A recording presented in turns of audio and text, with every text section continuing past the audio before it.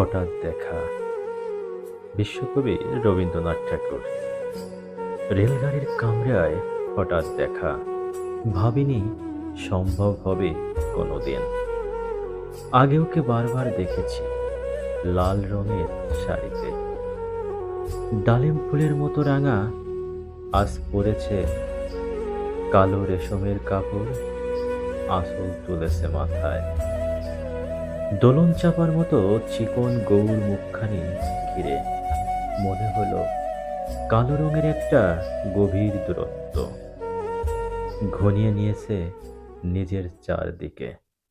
যে দূরত্ব সর্ষে ক্ষেতের শেষ সীমায়, শালবনের নীলাঞ্জনায়। থমকে গেল আমার সমস্ত মনটা, চেনা লোককে দেখলাম অচেনার গাম্ভীর্যে। হঠাৎ খবরের কাগজে ফেলে দিয়ে আমাকে করলে নমস্কার। সমাজবিধির পথ গেল খুলে, আলাপ করলাম শুরু। কেমন আছো, কেমন চলছে সংসার ইত্যাদি। সে রইল জানালার বাইরের দিকে চেয়ে, যেন কাছের দিনের ছোঁয়াচ পার হওয়া চাহনিতে। দিলে অত্যন্ত ছোট দুটো একটা জবাব, কোনটা বা দিলেই না। বুঝিয়ে দিলে হাতের অস্থিরতায় কেন এসব কথা। এর চেয়ে অনেক ভালো চুপ করে থাকো। আমি ছিলাম অন্য বেঞ্চিতে ওর সাথীদের সঙ্গে। একসময় আঙুল নেড়ে জানালে কাছে আসতে। মনে হলো কম সাহস নয়। বসলুম ওর এক বেঞ্চিতে, গাড়ির আওয়াজের আড়ালে।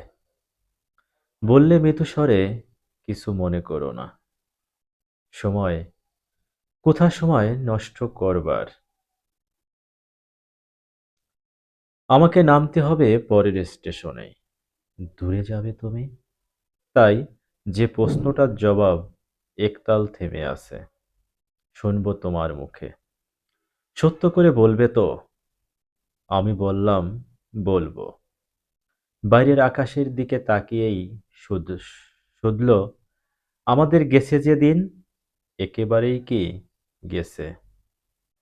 কিছুই কি নেই বাকি? একটুকু রইলেম চুপ করে।